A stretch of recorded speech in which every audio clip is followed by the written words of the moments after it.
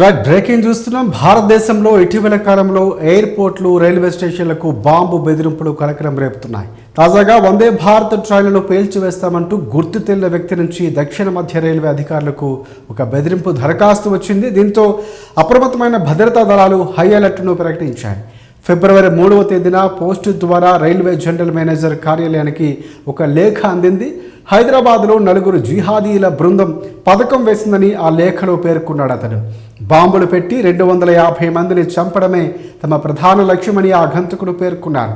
దీంతో అప్రమత్తమైన రైల్వే రక్షణ దళం, ప్రభుత్వ రైల్వే పోలీస్, ఇంటెలిజెన్స్ విభాగాలు ముమ్మర తనిఖీలు చేపట్టాయి.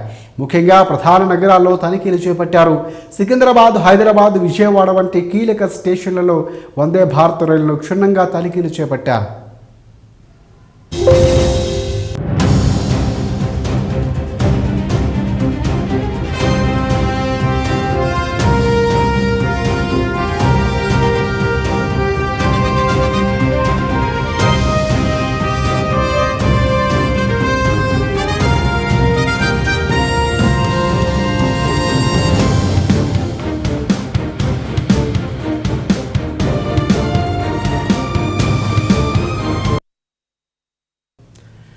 రైట్ భారతదేశంలో ఇటీవల కాలంలో ఎయిర్పోర్ట్లు, రైల్వే స్టేషన్లకు బాంబు బెదిరింపులు కలకలం రేపుతున్నాయి.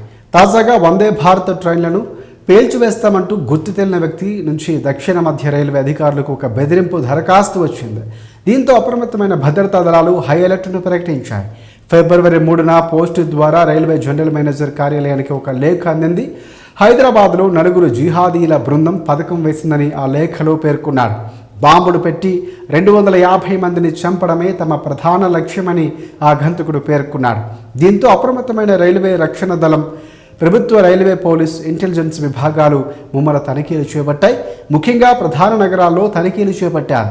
సికింద్రాబాద్, హైదరాబాద్, విజయవాడ వంటి కీలక స్టేషన్లలో